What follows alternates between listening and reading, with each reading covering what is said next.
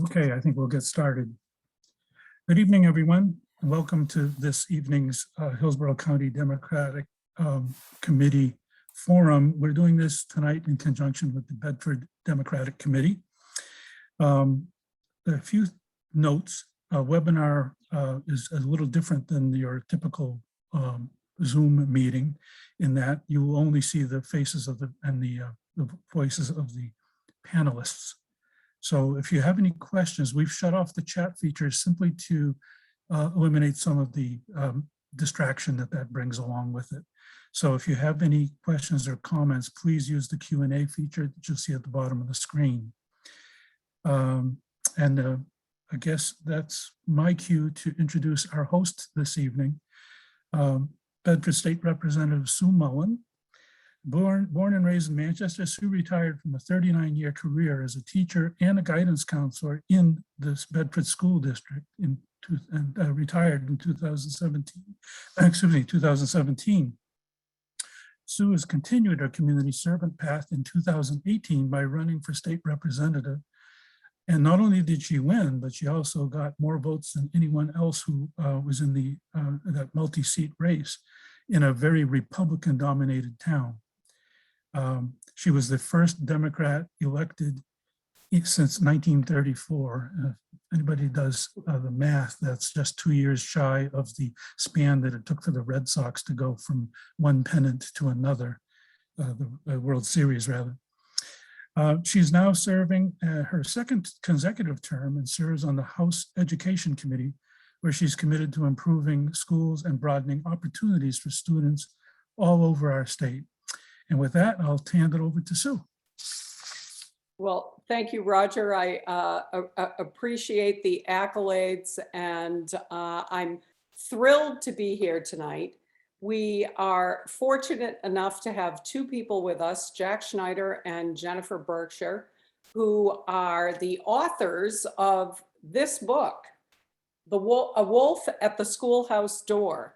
A topic that is not only timely, but near and dear to the hearts of many of New Hampshire's citizens as we look at what they describe in their subtitle as the dismantling of public education and the future of schools. So welcome, Jennifer and Jack, to Bedford. Let me say a little bit about you before I start to grill you with the many questions that I have about your work. Jack, I'll begin with you. Jack is an assistant professor of education at UMass Lowell. He is the co-host of the Ed Policy podcast, Have You Heard?, that Jennifer actually founded, and we know that they have a very wide listening audience in the 603. He's also the co-editor of the History of Education Quarterly. He writes about education in such venues as The Atlantic, The New York Times, The Washington Post, and is a 4-time published author. His work explores the influence of history, of culture and rhetoric in education, and he lives in Somerville, Massachusetts. So he's our neighbor, Jack Schneider. With him tonight, thank you, Jack. With him tonight is Jennifer Berkshire. As I said, she is the founder and co-host of the podcast, Have You Heard? Jennifer teaches at both Boston College and UMass Amherst, writes about education politics for the Nation, the New Republic, the Baffler, and the New York Times, among others, actually. And in addition to being a published author, Jennifer is a licensed public school teacher, which is quite germane, I think, to tonight's discussion. And she too lives as a neighbor in Gloucester, Massachusetts. So welcome, Jack and Jennifer, to both of you. Thanks so much. I just wish we could be there in person.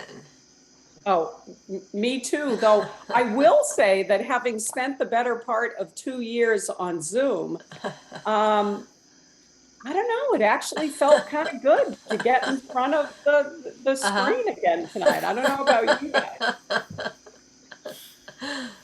So let me throw this question out to both of you. And I'm sure that having discussed your book on many occasions, that you've got a shtick that works for the two of you. But what, when and why did you become so engrossed and interested in what you've described as the dismantling of public education? Well, I'll go first. And I think, to sort of change things up a little bit, I'm going to give people a sense of what my obsessive interest looks like in action. So, like, maybe a month ago, I happened to see that Betsy DeVos and Mike Pompeo were headed to New Hampshire for an event about school vouchers. And this is the sort of thing, for me, it's catnip. I wanted to go and I wanted to hear what they had to say because it just right away there were just I had so many questions. We know that Mike Pompeo wants to run for president. Why would he be making this such a big issue? And so I thought maybe I can get some insights into why this has emerged as such a big issue in New Hampshire. So I dragged my husband along. We went to the little Bank of America theater in downtown Concord. Very few people wore masks. And indeed, I really got to see a slice of what, a movement that has a lot of money behind it. And you could see the amount of money just from how high the swag pile was piled up in the entry to the theater. And so I'm interested in the intersection of education and politics. I want to know, why is it that some of the richest, most powerful people in the country have their hearts, minds, and wallets set on dismantling public education? And I want to understand why it is that that has suddenly come to the fore in a state like New Hampshire. My interest actually started in Michigan. I was doing a lot of traveling there and I had heard of Betsy DeVos, but I really wanted to understand the impact that she had had on that state.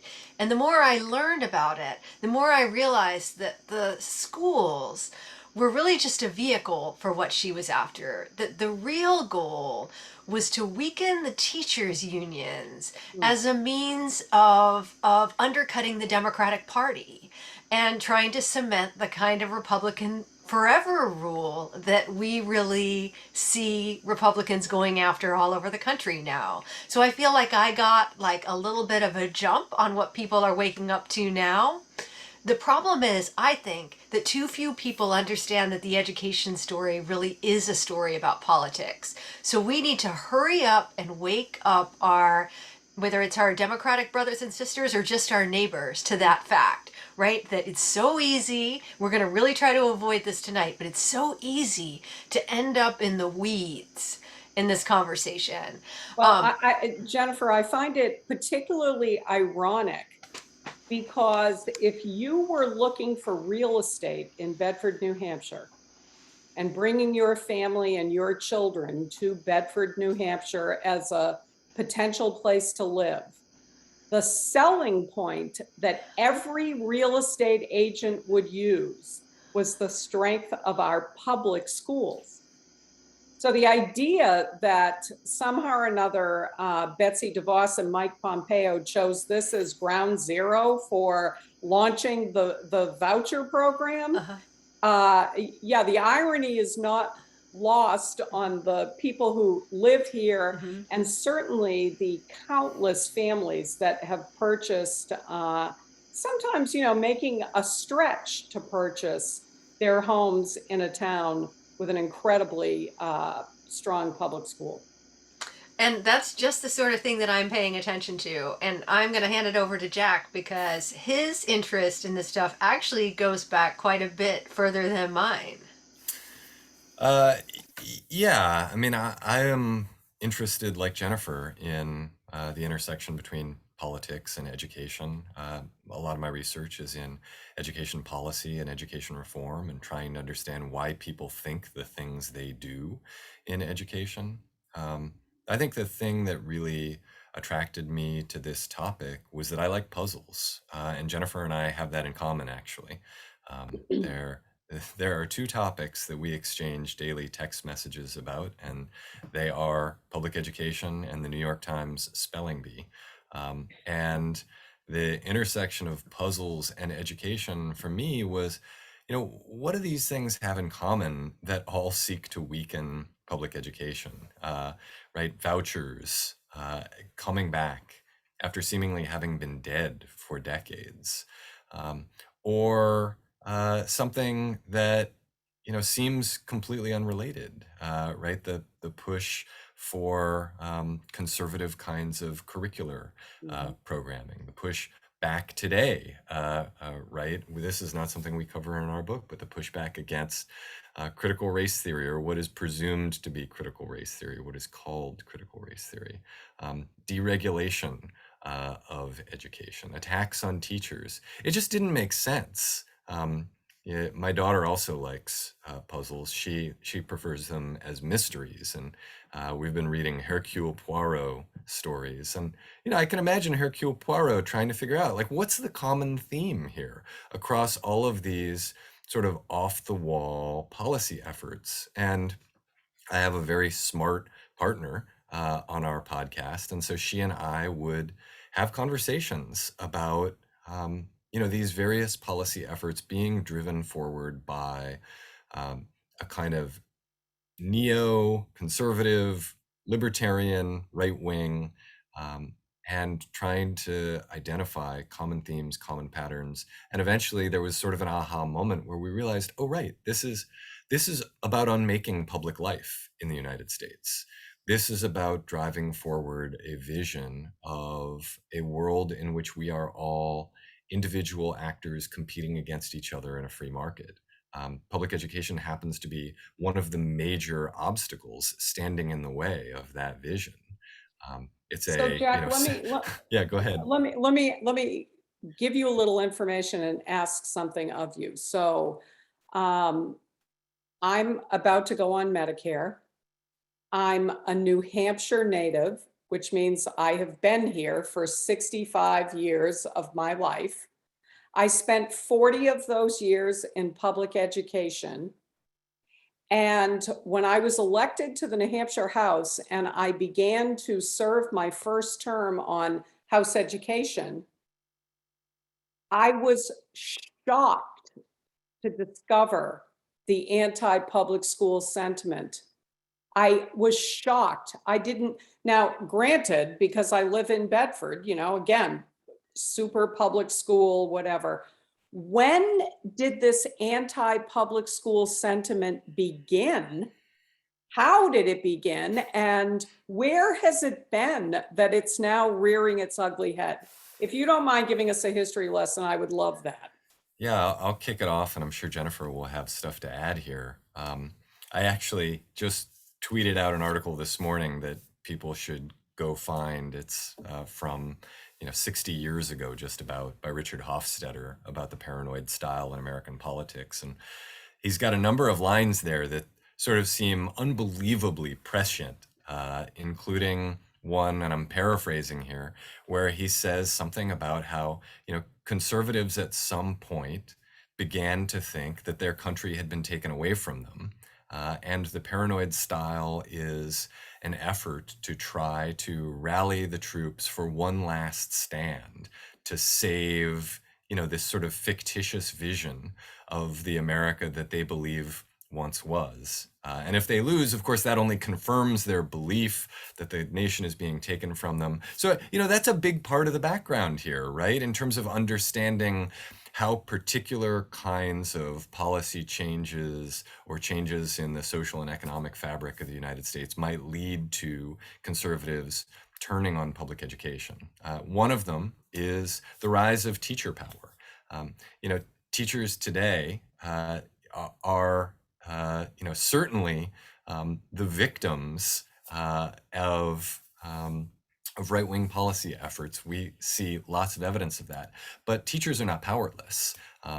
Teachers in states where they have unions, for instance, actually are able to exert a lot of political influence as well as influence over policymaking.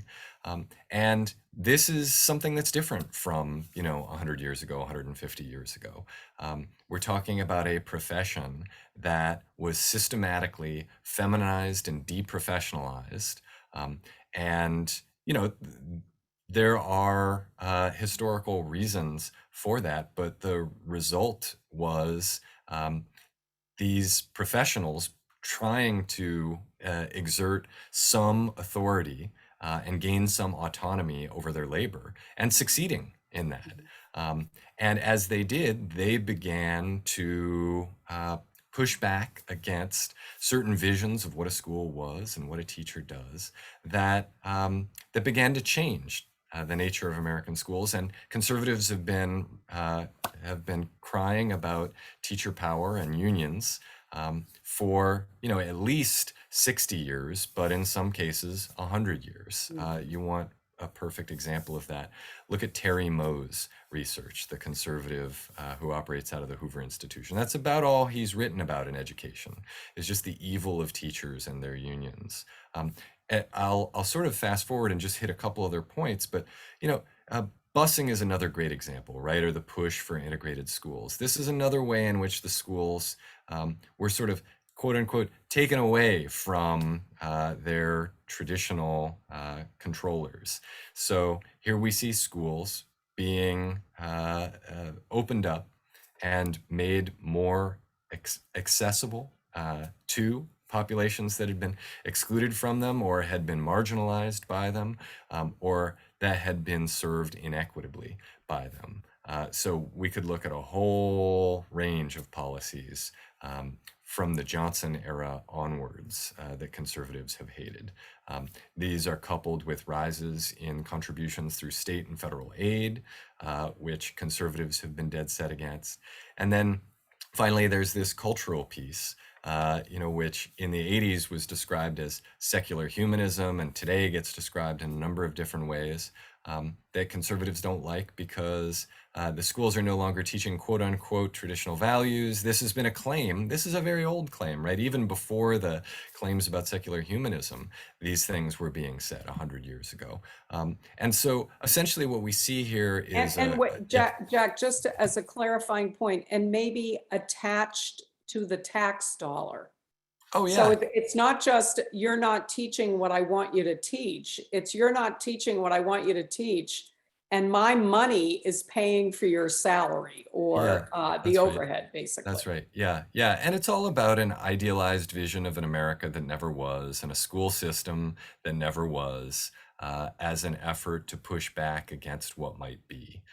So, again, I sort of couch this in Hofstadter's idea of the paranoid style, because a part of that is this myth making about what is lost, right? It's not so different from the sort of the lost cause mythology that surrounds the Civil War and that continues to plague race relations today. I'm sure Jennifer has a few things to add to this, and I've run on too long. I do. So we often talk about what the last 30 years have looked like in terms of a treaty that you had Republicans and Democrats basically coming together around a particular vision of public education, that we would weaken unions, we would really center high stakes testing, and the idea was that you were going to run schools more like a business, and that we were going to prepare every student for college and career. Think about it. It didn't really matter if they were Republicans or Democrats. They all sounded exactly the same. We were going to have charter schools, etc. And so what you see really, it had begun to weaken, but then with the advent of Trump and Davos, that treaty completely falls apart. And so part of what's happened is that because the various sides are no longer held together, you really see this sudden resurgence of policy ideas from the 80s and the 90s. And I'll give you one quick example. I'm working on a story about the resurgent parent rights movement. And somebody mentioned to me, there was a big push to amend state constitutions to include a parent bill of rights in the 1990s. And what's interesting is they didn't get anywhere. And now, because of Trumpism and the pandemic, they are back with a vengeance. And you actually have in New Hampshire now multiple bills that have been filed to establish a parent bill of rights that will work in tandem with your new voucher program. So it's, I think when you try to make sense of what it is, like, why are these things, why is it that we woke up and suddenly we're in the Reagan administration again? It really is that sort of glue that held these different parties together has collapsed, and what's emerged in its wake are these policy demands that never went away. So piggybacking on that a little bit, Jennifer, in the book, you both allude to the fact that this was not exclusively a partisan issue, that particularly with the advent of the Clinton administration, Democrats also jumped on the sort of school choice privatization bandwagon. Do you feel that that's true currently? So, well, just a very quick history lesson. If you go back to that period, many Democrats were focused on just what Jack was talking about, this intense cultural backlash to busing in particular, but also government overreach, this feeling that, that they couldn't just order people around anymore. And so they needed to relax regulations and inject choice in all kinds of areas, not just in education. But in education, there was a desire to weaken the influence of the teachers unions within the party. And so you hear them start to talk a lot like Republicans, and we see the advent of charter schools starting, and this is their 30th anniversary. And so one of the things that we really try to point out in the book is that because you have Democrats sounding like Republicans for so long, when we get to this period where I'm talking about, where the bipartisan sheen is gone, and now all of a sudden we're just going full throttle education freedom, as they call it in New Hampshire, it makes it harder for us to make people aware of how dangerous this stuff is, because they're used to hearing a lot of Democrats talk in very similar language. And I bet Jack has more to say about. Yeah, I'll be brief, just so we can get in more questions and say, that the metaphor that I often use is simply that Democrats helped conservatives build a runway and then act surprised when the far right tries to land airplanes on it, right? So this normalization of choice, the normalization of teacher bashing, right? The normalization of a rhetoric around quote unquote failing schools, right? Democrats are very much responsible for that. And with regard to that last element, right, I don't mean particular schools that maybe need an intervention, right? I am not of the persuasion that every single one of America's 100,000 schools is amazing, but we do know that most people are pretty satisfied with their kids' schools. And meanwhile, we've got about 35 years of rhetoric about how our schools are in the toilet. Well, Americans are eventually going to start seeing the world a little bit differently as a result of that kind of rhetoric, right? Maybe their own schools are okay, but they will be more open to the idea that maybe this whole system is kind of broken. Maybe we need to be open to some major changes, even if they are highly disruptive, right? If it ain't broke, don't fix it. But if it's broken, maybe we should do something. And then here come the conservatives with Yeah, their it's ideas. interesting. In New Hampshire, when there has been a push to expand public funding, we have been told repeatedly by whomever is in governmental charge at that point that we don't need to do that, because New Hampshire students typically score within the top 3 to 5 states in the nation. So why would we need to throw more money at this, because we already have students who are doing so well? Yet, the argument now seems to be that all of a sudden we're hearing about all of these kids who we don't actually know, that don't fit the mold and can't flourish in the public school system and somehow or another need to be either homeschooled, charter schooled, pod schooled, private schooled, whatever the case may be. Jack and Jennifer, is this happening nationwide? Is it exclusive to New Hampshire or is it nationwide? No, Go ahead, Jack. yeah, this is very much a nationwide movement. I'll just give you two examples of this. So this will probably sound quite familiar to New Hampshire residents. Out in Arizona, they have education savings accounts. They call them education savings accounts rather than education freedom accounts because clearly they're not willing to live free or die as you all are.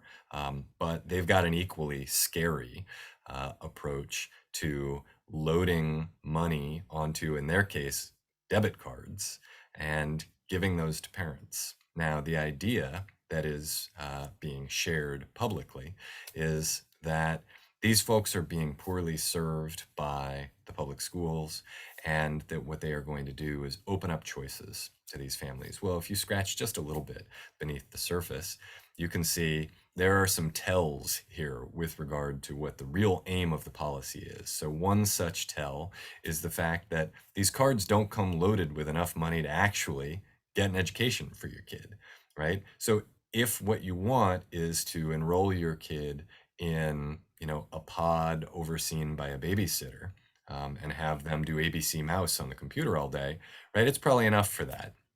If you want to, purchase some curricular materials from one of these third-party providers out there on the internet and sit your kid down for 8 hours a day by himself or herself and, have them work through electronic worksheets is probably enough for that. It certainly isn't enough for tuition at any public or private school I know of. And by tuition for public schools, I just mean the ordinary per pupil expenditures that are required to actually operate a school and hire professional teachers. Here's a second tell, is that there's no oversight built into the system, right? There's no ability to regulate this. There's no ability to figure out what people spent the money on and to then enforce some kind of accountability with regard to the spending. So people could take it to the Apple store and buy a couple of iPads and that's it. There's nothing that the state can do here. And so that raises the question, well, why would they be doing this? And, of course, the answer is because it pulls money out of traditional public schools, right? The goal is not to advance a vision that might actually work here. The goal instead is to weaken public education such that it eventually kind of teeters over and falls down, and people are then left with nothing but a bunch of free market alternatives. I'll give you one other example, a different kind of approach. This is in Florida, where they have a quote unquote private school tax credit scholarship program. This is another very common approach that you see across many states. We have that in New Hampshire. Exactly, right. And so these two states are both doing the kinds of things that New Hampshire has. And for those who aren't familiar with a tax credit scholarship, sounds pretty good. It sounds, tax credits are good and scholarships are good. But in this case, what ends up happening is you channel money from the Treasury, not directly to schools, because that's a violation of most state constitutions, which ban the expenditure of public funds on religious education, and most private schools happen to be parochial schools. And in fact, the Supreme Court has ruled that if you're going to have a kind of neo-voucher program like this, you can't exclude private schools. And so there's essentially a money laundering operation here, where the money goes to a scholarship granting organization. The scholarship granting organization then gives a quote unquote scholarship to a student, pays the private school tuition for the student, and then the giver of this money to the scholarship granting organization is reimbursed by Treasury. So Treasury is never putting money in the account of a private school, or most likely a private religious school. They're putting money in the account of an individual, reimbursing, or a corporation, reimbursing for the amount that that person or corporation gave to this quote unquote scholarship granting organization, which is likely creaming about 10% off of the top. So this is very much a national movement. And again, right, we shouldn't be thinking of this as, some sort of disruptive innovation that might actually work. I think probably there are some true believers who really think this is going to strengthen schools. But for many, the end game is really about lowering costs, about weakening traditional public schools, and about forcing people out into the free market and then closing down their public options such that they're stuck out there.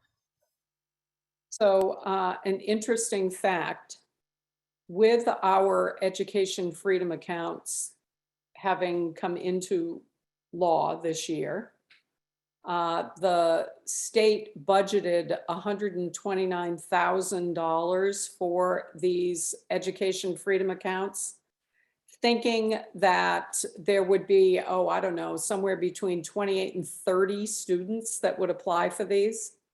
Right now, 1,500 people have, 1,500 students, 2,300 families, 1,500 representing 1,500 students have applied. So while 129,000 was budgeted, the actual cost looks like it's going to be somewhere around 6.9 million. So of course, the question for those of us in government in New Hampshire will become, because we have to run a balanced budget, where do we get that money from? So what have you seen happening in other states? Has the bottom fallen out anywhere else? Have people been left with a shortfall that they've had to fill by cutting personnel or services somewhere else? So I think, we can look at states like Arizona and Florida as cautionary tales, but they're in a different situation because their populations continue to explode. Why you would move to Phoenix is beyond me, but people continue to do that. And so the big fights there have really, in Arizona in particular, has been about school funding. And there's been enormous, very successful grassroots organizing. In fact, they went to the ballot and voted this year to raise taxes on the wealthy in order to better fund Arizona's public schools. So now, no matter how hard the right tries to dismantle public schools there, they can't quite get all the way. I think what puts New Hampshire in an unusual situation is, one, that the voucher program that was just enacted is so sweeping, and that you already hear some of your legislators, they were forced to implement some limits about who could apply in this early stage. They didn't want to, and they're already talking about trying to remove those qualifications in the coming legislative sessions. And then, because of the rural nature of your state, it makes it like, what is going to happen to those little districts where even losing a couple of kids is a big deal? And I think that they are very aware of this, and that the goal is really to force exactly the kind of showdown that you were talking, Sue, that New Hampshire is going to be faced with hard choices that we haven't seen in other states, either because their choice programs aren't big enough or because their schools continue to grow, even as the number of kids taking advantage of like an edu debit card. In Florida this year, as of this year, 250,000 kids are eligible for education savings accounts. Like it is a monster. The nonprofit that oversees their voucher program is as big as the American Cancer Society, right? Like that's the scale that we're talking about. But because people leave the Granite State and they move down to Naples, they're like, the state continues to grow, so it's just a different situation. I just want to add one little piece to what Jennifer said in case people don't already know this. So, when she's alluding to these expanding populations, this is right, more students flowing into the public schools, essentially replacing those who may have taken a debit card or gone to a private school and used a tuition tax credit neo voucher. But what will happen in other places like New Hampshire, and Jennifer implied this, is that if you lose a student, you are then losing that state per pupil contribution, which is then going to go towards that student's education freedom account, right? And the problem with schools is that schools don't scale down that way, right? You can't then fire one, 200th of a teacher, right? If you lose one of your 200 students, you can't turn off 1/200th of the lights. You can't, right?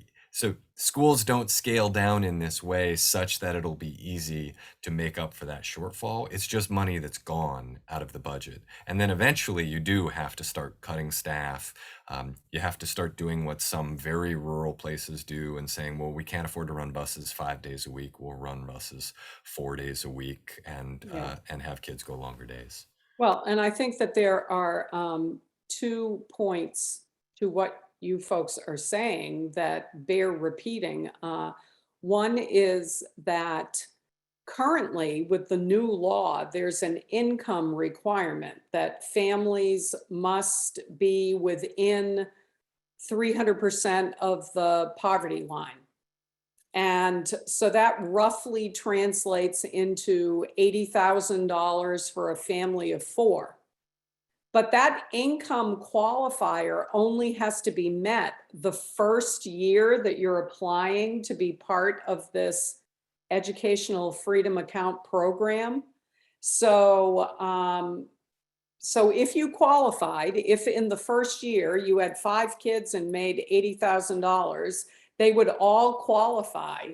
And then in year 2, if you won the lottery and made $3 million in lottery earnings, because there is never a requirement to qualify in subsequent years, then you would still be part of that program. I mean, that's the kind of oversight issue, Jack, that I think you were referring to. So that's one thing. The second thing is that the way the law was written, schools will not experience the loss of student dollars dramatically all at one time. So in other words, in this current year where families are receiving scholarships, schools are still being paid 100% of what they would have gotten from the state if those kids had been in attendance. Next year, it's 50%. The third year, it's 25%. And then we fall off the cliff. So, I think it's easy to take those numbers and to be able to say, well, they made these huge, disastrous predictions about what was going to happen, and see, it didn't. But it's more how the fee structure works than the reality of what New Hampshire is going to be like 4 years from now. There's one more thing which I think is true of the New Hampshire program, which is that you never have to have sent your kid to a public school in order to qualify. Correct. So it's essentially a pretty fat coupon for those families who are just going to pull that money right out of the public system.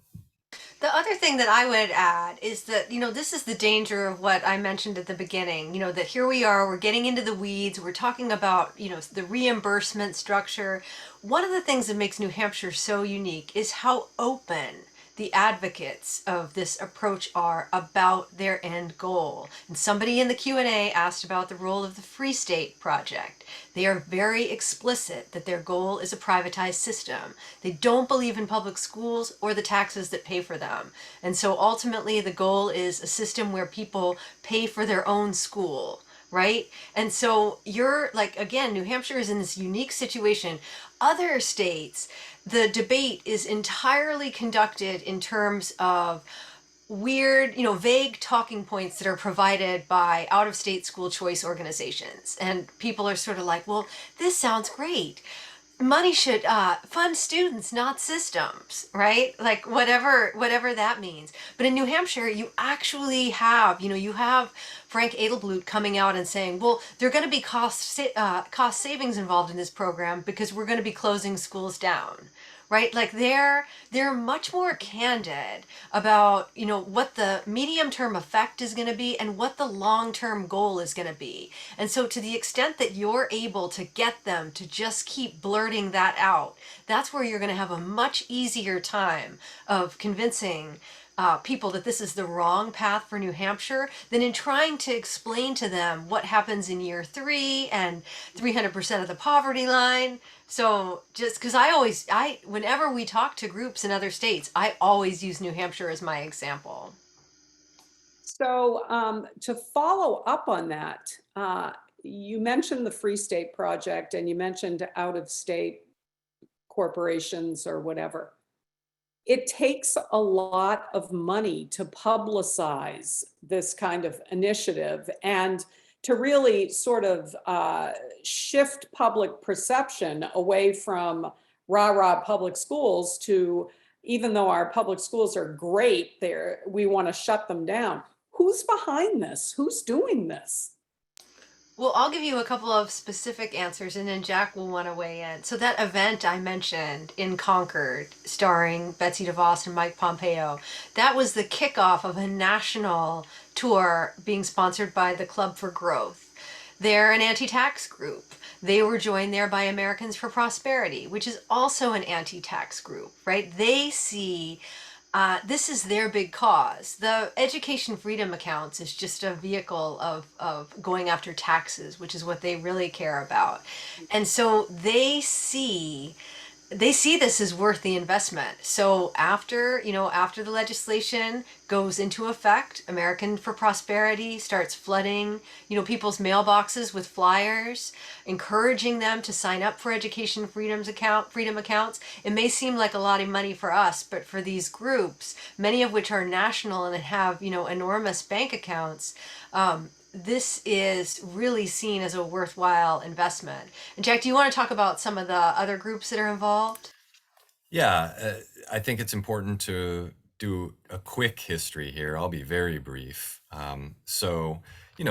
This brand of conservatism is really the continuation of Barry Goldwater's failed run for president, where he energized a new generation of conservatives around a kind of conservatism that is quite different from, Eisenhower conservatism, right? Or even Nixon conservatism.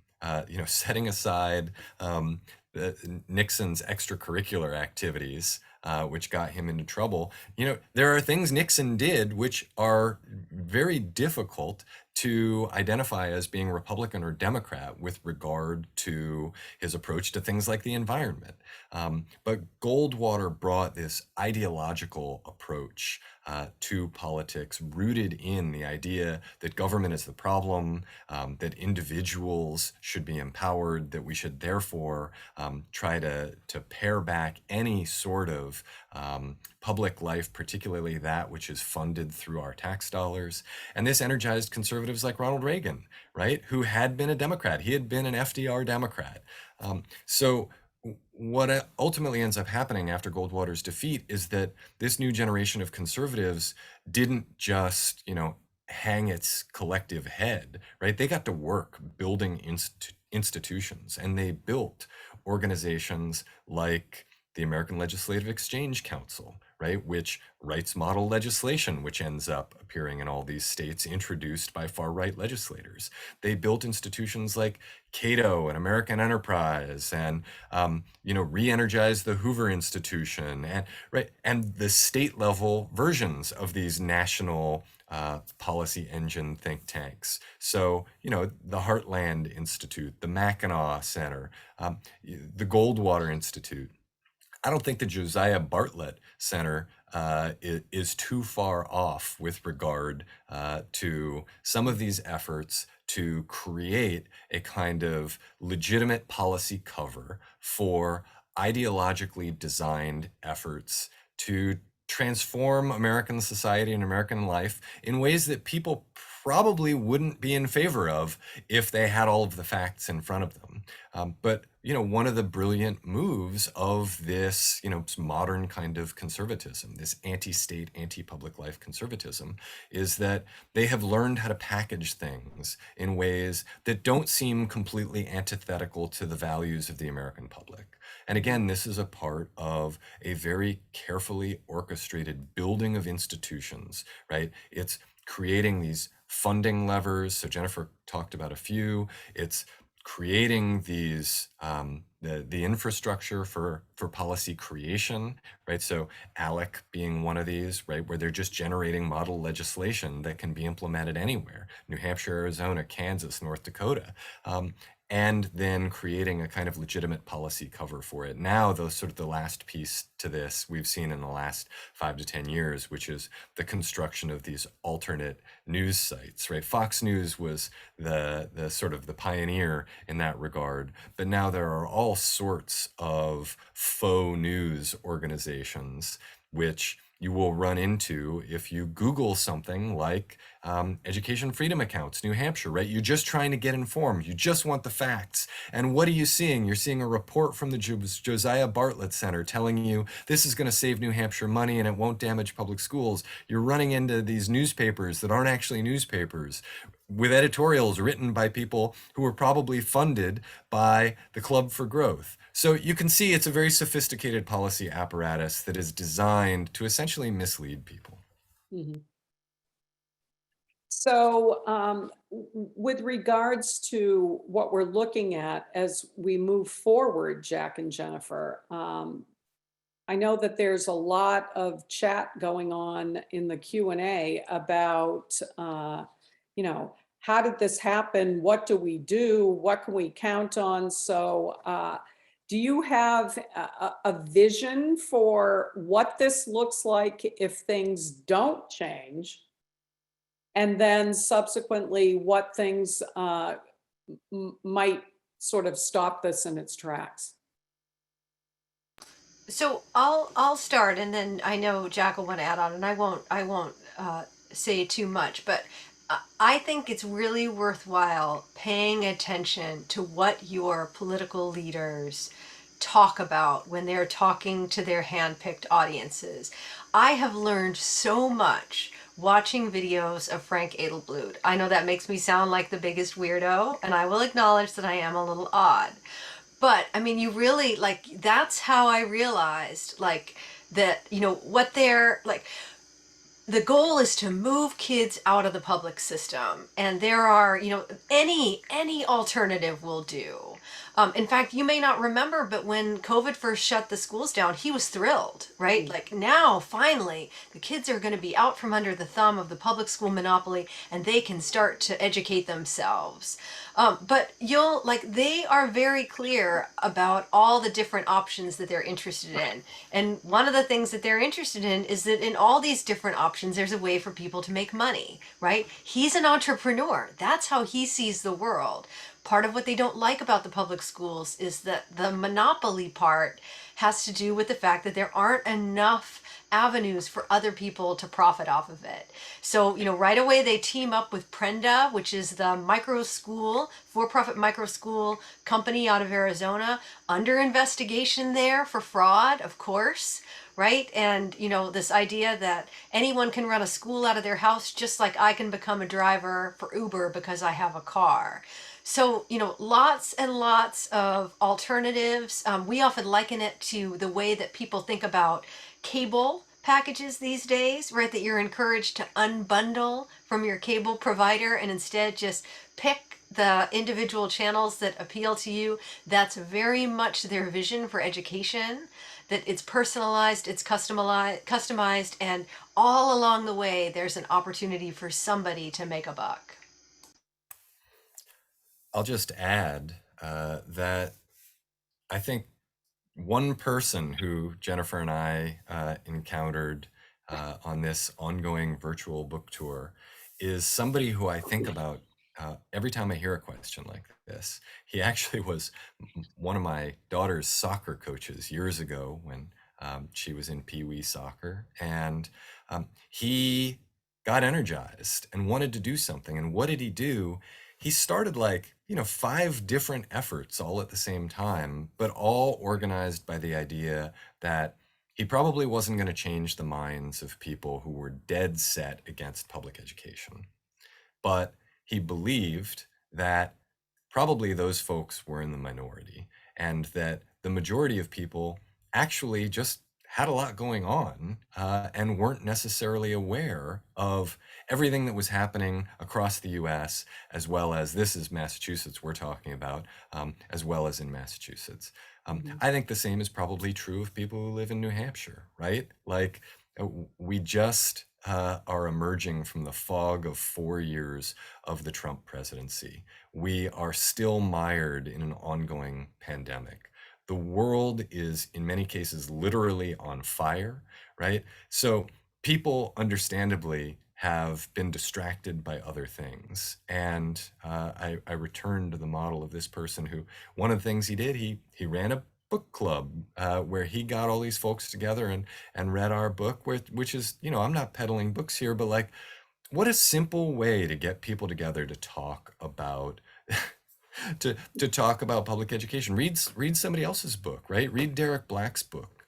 Read Noliwe Rooks's book. There's lots of stuff that you can get people together talking about public education about, and working in some current events conversation about what's happening in New Hampshire. He started a newsletter that he started emailing to people. He got active with his local Democratic Party. He got active in his union. He's an educator. And started trying to build bridges between the union, because I think that unions have been sufficiently stigmatized in a lot of corners by Democrats and Republicans alike, and started trying to build bridges between unionized teachers in his district and the families who know these people as hardworking professionals who care for their children, right? And so building a coalition there of educators and families who are both concerned really about the same end, which is the education of young people in their community. So I was just really inspired by this, by somebody who was taking these sort of abstract ideas and saying, well, how do I make this happen in my community? And ultimately, I think it always is very local, right? It's always relational. It's always based on these small actions, which individually probably aren't making that much of a difference, but which in aggregate are actually how you create major change, right? This is movement Yeah, politics. I couldn't agree with you more. We had a question come in prior to tonight's discussion that basically said, what the heck can we do about all of this? And don't tell me to call my legislator, because I've called my legislator, and my legislator is a wolf. And that is not an experience that people are unfamiliar with if they live in a community where conservative politicians have typically sat in the seats. I keep talking about the fact that the party that is in the majority makes the rules. And sometimes those rules go as far as becoming law. And when we say that elections have consequences, that's what we're talking about. That, 100 angry people can call me and tell me that they want me to vote against educational vouchers. But the reality is that if I am in the minority, we do what we can, but grassroots activism is huge in educating the voter. The voter needs to be educated. And that's, I think, one of the toughest things that faces all of us. Would you agree with that, Jennifer? Absolutely. I actually have a train idling right outside my house, so maybe you should ask us another question and we'll let Jack answer it first. Well, I'm wondering, I just now looked down at the Q&A and saw a horrifying number there and a very small number of minutes left. I'm wondering if we can go to like a lightning round and see how quickly we can answer these, plowing through them, maybe in the order in which they were asked. We're okay if you're okay. On my calendar, it says that we're good until 8:25. So, Oh, okay. All right. so right, we can look at these questions, and I don't want you to feel pressured, Jack. I feel pressured. I There are a was a lot of school questions here. counselor for all of those years. I can walk you through this. Just start with the first question and we'll move out from there. All right. Jennifer, I'm going to say you answered the first one. How much does the Free State focus on New Hampshire have to do with this? I think we can check. All right. There are teachers I know in New Hampshire that are anti-union and still support Trump. Please make it make sense. I can't make that make sense. Jennifer, can you make that make sense? I bet you can. So I mean, I'll just say that I'm very familiar with this. My sister is a teacher in Southern Illinois, and she teaches at a small rural school. Most of her colleagues were Trump supporters. No one wears masks. Even the principal is unvaccinated, and Gretchen often feels like she is just, she feels like she's from outer space. But I think we in some ways we've fallen for the argument that teachers and members of teachers unions are all Democrats, and of course they're not, right? And that the deep divisions that are playing out everywhere, and especially in a state like New Hampshire, like of course you're going to see them in schools, and it does make it a challenge, but they are teachers, right? And it gives us a way to connect. I know I'm not willing to give up on them, as difficult as those conversations may be. Um, I'll tackle the question about what I meant by the unmaking of public life, by saying that, I think what it's really rooted in is an idea about who we is, and I'm not getting my my pronoun verb agreement wrong there. It's right. Who is this we that we may be? And if it's people who are exactly like me, then there aren't really going to be any challenges there, right? But of course, we live in a diverse democracy, where we have people from all sorts of backgrounds and experiences, different racial backgrounds, different ethnic backgrounds, different linguistic backgrounds.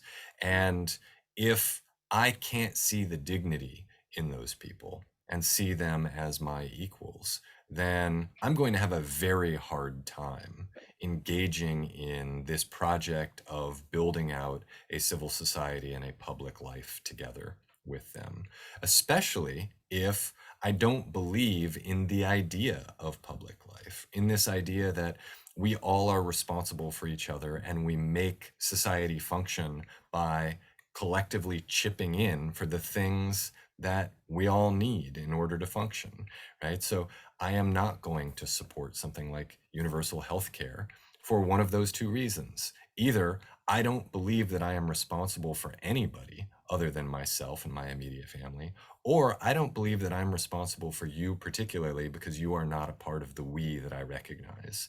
And so this unmaking of public life has been a conservative project, both among conservatives who identify as libertarians or who are sort of economically minded conservatives who are intent on unmaking the state and on reducing American society to a society of individuals, of free agents acting in their own self-interest, as well as the wing of the Republican Party that has outmoded and, for me, offensive views about race, about gender, about language, and about who belongs in America.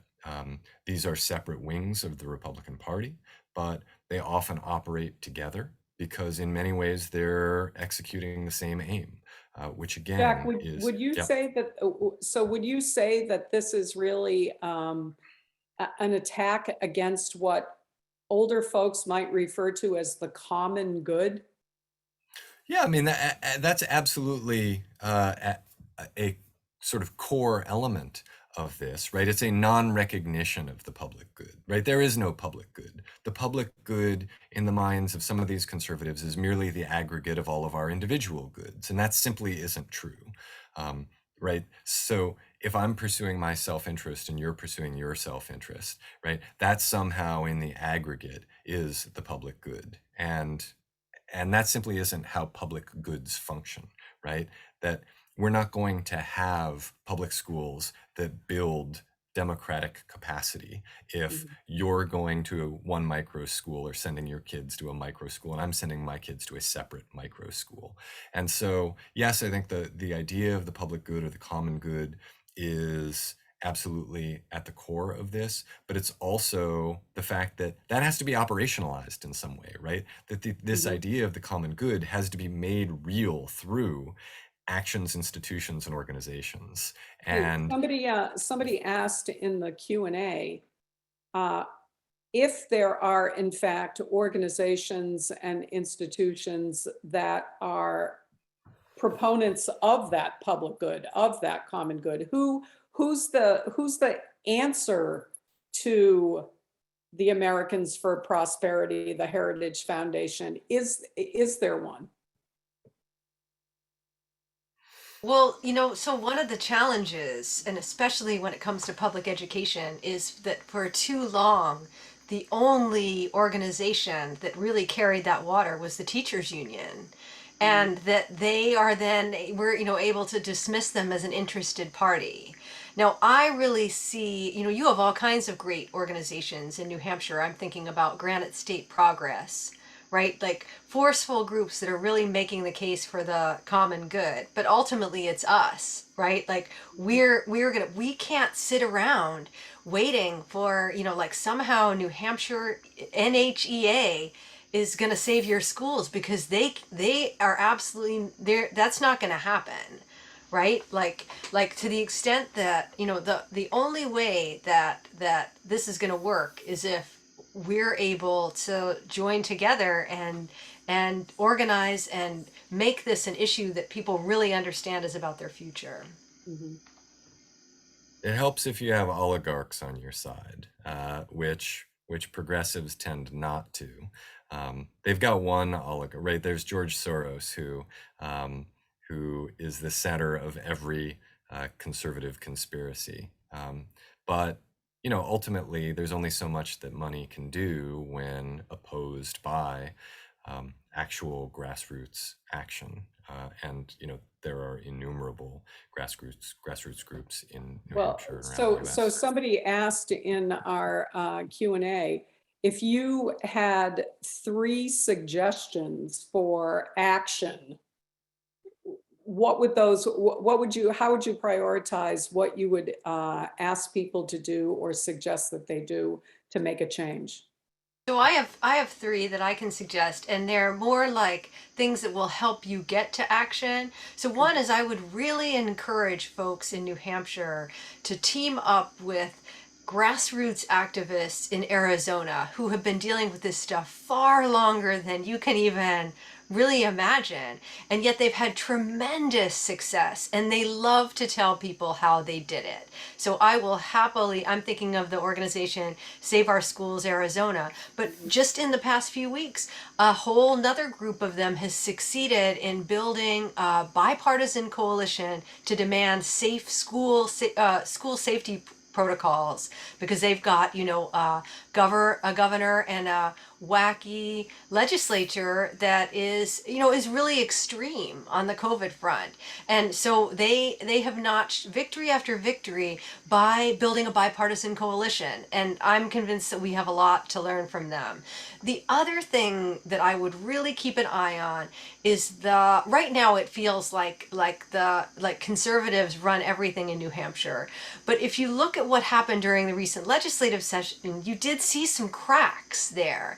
The fact that your business community opposed the divisive concepts legislation, right? So there's a potential alliance. They've got to be worried. How do you attract businesses to your state and then explain to them, you know what, we've decided not to do public education anymore.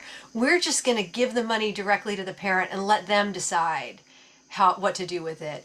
what do you mean accountability? We're not doing that anymore. So I would really keep in mind, like how to build that alliance. And then also, Sue, you were mentioning the fact that the education freedom bill turns out to be a budget buster. Well, the New Hampshire I remember was filled with these unbelievable cheapskates, and that's why you couldn't have school vouchers for so many years. They are still out there, right? So that it means being creative about the kind of coalition that you build. But there are going to be people who are unhappy about what's happening from a tax perspective. And I know, I mean, I'm convinced that the real end goal here is that they're hoping that there are at least some communities that are just going to say, well, if we have to raise taxes, we're just not going to do school anymore.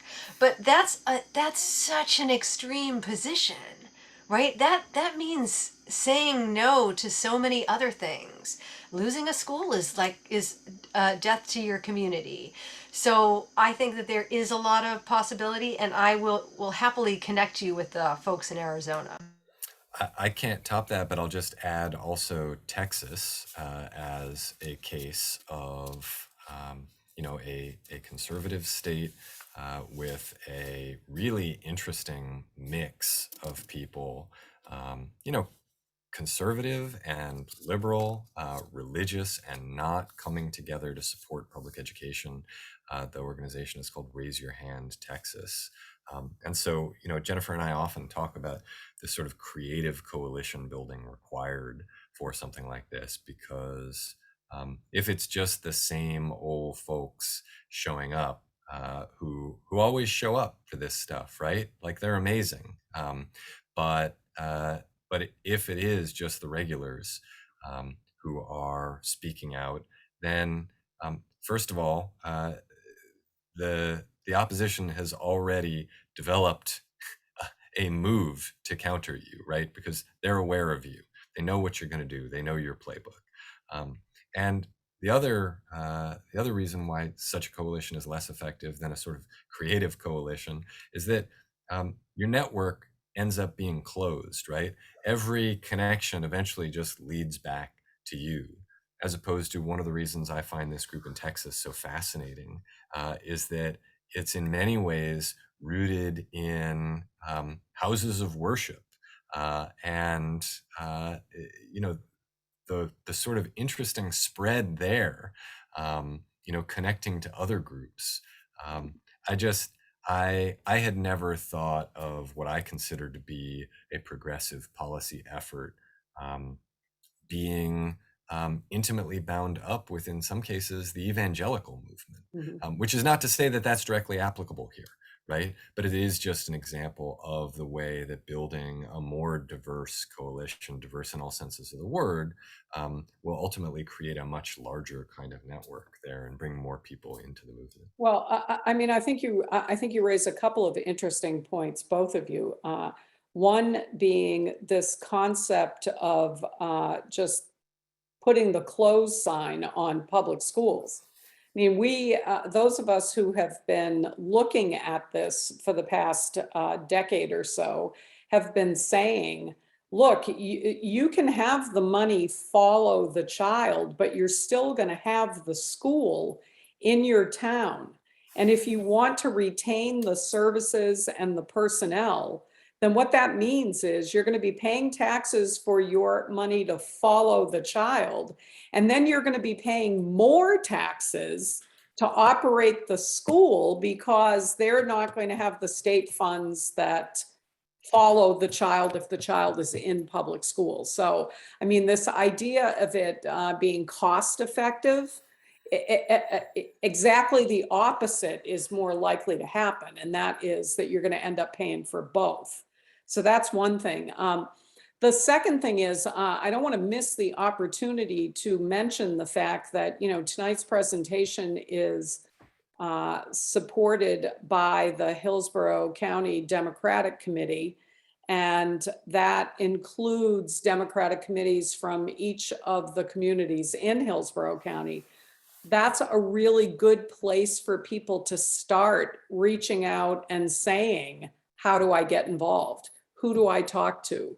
Because we can ask Jack and Jennifer to, give us the resources to get in touch with people in Arizona and Texas and Florida and states across the country. But it's going to take the action of individual citizens that are willing to reach out, do something, and use their voices in some way, shape, or form to either educate their neighbor or influence the vote. I was just skimming through the questions again because they make me nervous, and I just want to elevate one of them by Claire Salem, because I think it's very relevant to what we're talking about right now. Mhm. Uh, Claire mentions, it raises this question, what will happen to handicapped children? I think there are some parental constituencies here, which are natural advocacy groups, both because their children have historically been marginalized in this country. I don't mean specifically in public education, I mean across our society. And so many times these parents have had to fight like hell in order to get their kids what they need. And many of these people, even though they inevitably face challenges in the public education system, do tend to appreciate that their kids have basic rights and that those rights need to be fulfilled. I'm talking now explicitly about young people who are served by the Americans with Disabilities Act, or the application of any sort of disability law to public schools, right? That those parents, first of all, tend to be phenomenal advocates, incredibly well informed, and certainly are not going to have their needs met by a $5,000 voucher. Or by a private religious school that can simply say, I'm sorry, we don't do that here, right? That they face a very real risk, and that there are other groups as well who will absolutely draw the short end of the stick if the long-term vision is getting rid of the public education system and telling every person, well, you're responsible for figuring this out on your own. The market may or may not meet your needs, and here's a $5,000 voucher for you. Good luck. Yeah, well, the New Hampshire education freedom account laws that have just passed actually require parents of students who qualify under IDEA to basically sign away their rights to look to the school to meet the needs of the child because they can't. So Jack and Jennifer, I did promise you, at least Jennifer, your eyes lit up at the beginning of our conversation tonight. I promised you a few minutes to talk about the special election if you wanted to do so, because I know that you covered it. I know that Representative-elect Catherine Rombo is with us tonight, though she's not a panelist. I know that she's dialed in. So if you have questions or comments that you would like to ask, now would be the time. And also, I would ask Jack and Jennifer, many people are looking for ways that they can connect with you via a newsletter, a podcast, any books that you would recommend for their reading. So I'm hoping that you would be willing to indulge us also with providing some of those resources as well. Sure, and we can also, put some stuff together that you can then send out to your list.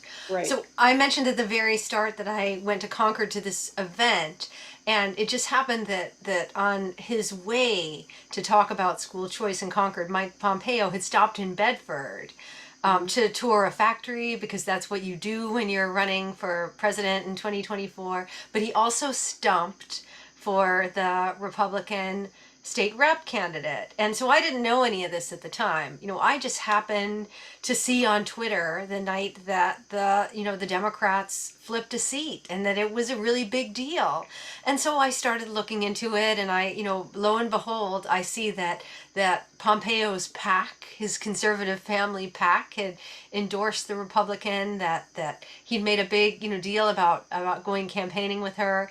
And I thought, well, this is kind of a good sign, right? That there he is, and like sort of like setting the tone for what seems to me to be a very extreme agenda. And the first test of it goes down. And it made me think about what Sue mentioned early on, that we complain all the time that people move to communities like Bedford for the schools, right? That suburban residents hoard opportunity and they don't let anybody else in. And so, we could talk a lot about that. But then I always will wonder, well, then why would you think that an agenda of telling people that your goal is to defund their schools, why would you think that that was appealing? So I would love if Catherine could talk a little bit about about the role that public education played in your race, and whether, I know there were a lot of efforts made to tar you as a tax hiker, and that seemed very relevant to the conversations that are going to be playing out across the state as communities start to feel the pinch from education freedom accounts. And nice to meet you. Hi, Jennifer. Hi, everyone. Hi, Sue. Hi, Jack. Can you guys hear me okay? Yes, Okay. I am not on camera though, correct? correct. Okay, good. I was not prepared to speak. Did not have myself presented for that. No, thanks for asking. I think I am one of those families that moved to Bedford in large part for the school system when my family was relocating for professional opportunities. And I feel like a lot of the folks we know in this community, that was a major point for them being here as well, or staying here or moving back here. So to me, initially talking about schools and strong public schools just seemed like a no-brainer, an entry point for conversation. And also, frankly, in the community we're in, what felt like it should be somewhat of a bipartisan approach. And it gave me an entry point to discussions. But then as I got further into it, I realized that the practical point of it that was so important was also talking about the tax standpoint and the impact on property taxes, given how reliant we are on those in New Hampshire. And so a lot of conversations I had with independent voters, for instance, was saying, listen, this is what's happening if you're not following with the school voucher plan. Aside from my philosophical opposition to it, and my concerns about what it's doing for public education, your property taxes are going to go up, and it's going to happen in the next 4 years. And this is why the reasons that Sue laid out in terms of the gradation, the limits being stripped back. So I think it was a place that I could reach people. And I agree with you that I have a hard time wrapping my mind around why that would be a selling point in a place like Bedford. But it seemed like a good place to meet a lot of people in the middle. No one was more surprised, Jennifer, than those of us in Bedford, New Hampshire, when Mike Pompeo and Betsy DeVos, Tom Cotton, and a variety of other people showed up in the community to canvass. Because we've been sort of a mom and pop bedroom community to Manchester for a long time. So we certainly believe in local control, and that was sort of the antithesis of local control. And that is some. I was just going to say that you're, you do have another organizing opportunity because you have, this constant parade of these people coming through, right? And that they have all embraced this very extreme vision of parent rights. Jack and I have been working on an op-ed about this. That the language doesn't. It sounds kind of innocuous, but when you look at where it leads. It's an opportunity for you, again, to point to where their ultimate vision is headed, and to contrast that with the tradition of local control in New Hampshire. And I'm sorry to cut you off, Catherine. No, just one other thing I was going to mention in terms of our conversations with folks in the community going forward is the degree which pushing a little bit on these points makes very clear quickly how that there's no plan. As we were talking about, there's no funding mechanism that makes sense. The numbers don't add up. Sue and others on this call are aware. I was really surprised when I did a local television forum with my opponent, and the school voucher plan came up, and it was a point we were very opposed on from each other. And when I started to go after the funding for what the plan was, how we're going to pay for this, I was just shocked. There was no answer. I thought there would at least be some sort of attempt at, it might not add up to me, but that there would be some sort of answer. And it basically was, well, we have a committee that's going to keep an eye on things and see how it goes for the next couple of years. I was stunned. So I think the degree to which we can keep the pressure for the conversations going and pushing for answers and amplifying the lack of answers is important. Accountability. It's all about accountability. Yes.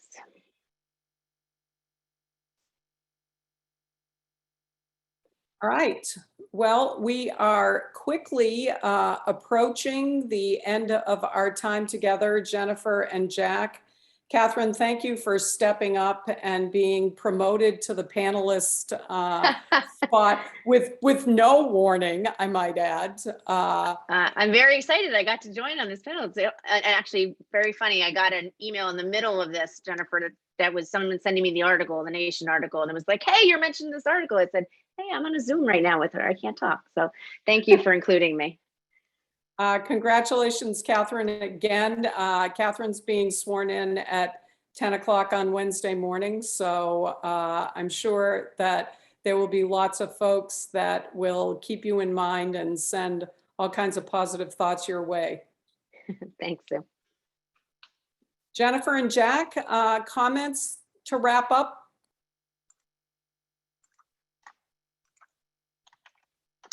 I had one, but it seems to have slipped my mind.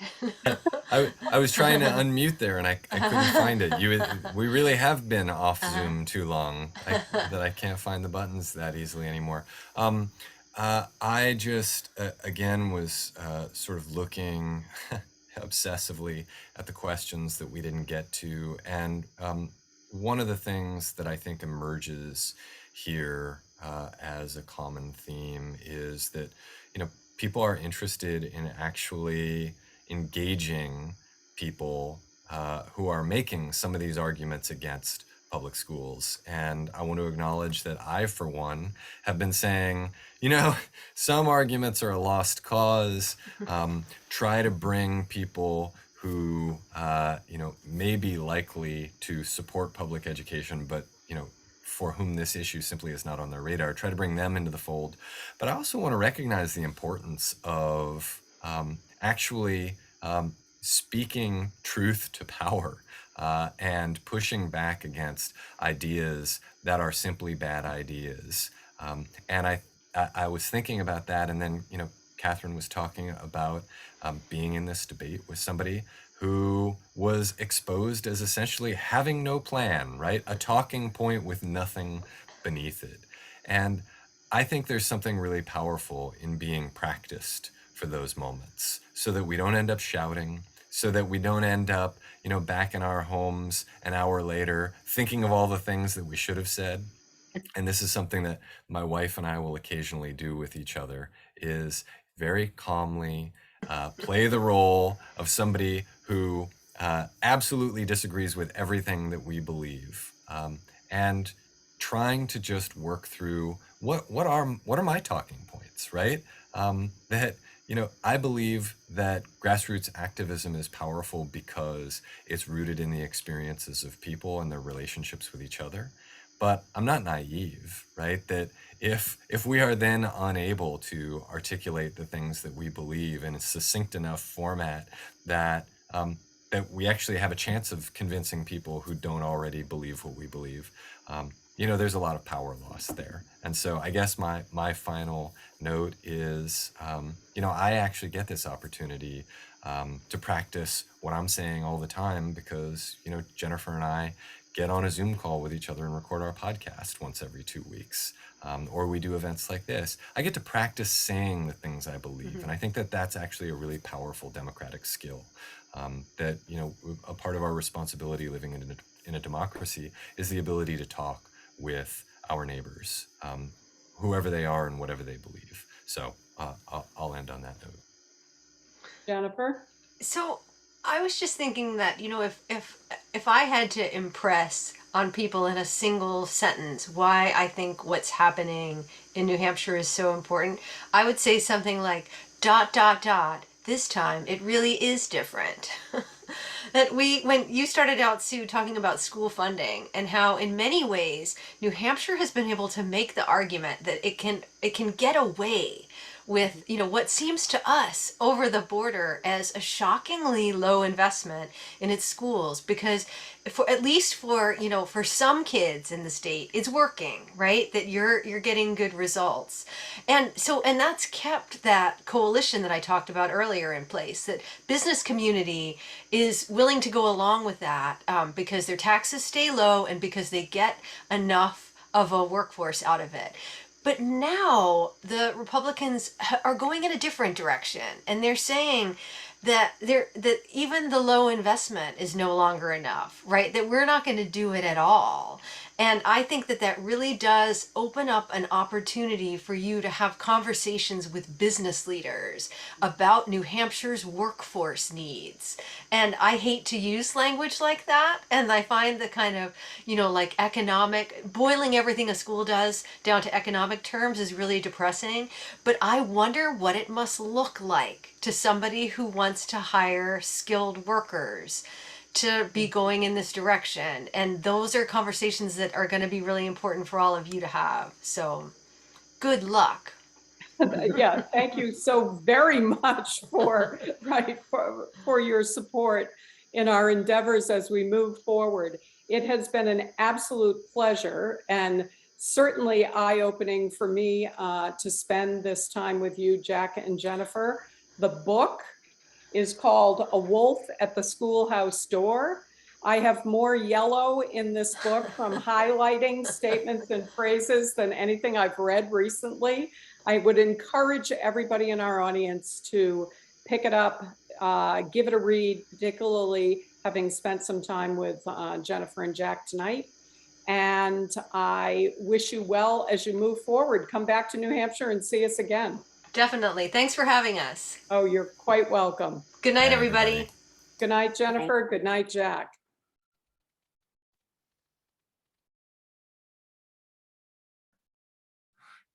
Thank you, everybody. This is a fantastic program. I can't believe how enlightening it was. I want to thank our guests, Jack and Jennifer. I also want to thank our very able host, Sue Mullen. And I want to thank you for the shout out to the Hillsborough County Democratic Committee. One of our mantra, if you want to call it, is does it help elect Democrats? And to us, voter education is one rock solid facet of that endeavor. And I also want to thank Katie Kutchell, who's our communications chair. She's also the co-chair of the Bedford Democrats. She organized this event tonight, and it was her magic fingers that managed to get Catherine Rombo on the program as a panelist. And I'm delighted to see that now there's an opportunity to carpool to Concord for committee meetings. So we're so thrilled to have Catherine as one of our newest Democratic House members. So we're planning some additional forums. There'll be a few more in the pipeline, I believe, maybe as early as this coming month. One will be about the impact of free staters, and that was mentioned earlier this evening, and other extreme libertarians in our state legislature, and also another forum on the attacks on reproductive freedom. We've got a wealth of opportunities that have been handed to us by the opposition to educate voters. I encourage everybody to sign up for our newsletter by visiting our website, which is hillsboroughdems.org, or by emailing us. And I don't know if Katie can post those links onto the chat, but anyways, if you visit our website, you will find all of that information. And actually, since you signed up for this program, you can probably very easily get in touch with us. So thank you to everybody. This has been a great evening. Plus you got me out of the first half hour of a boring NHDP State Executive Committee call. Thank you, everybody. Good night.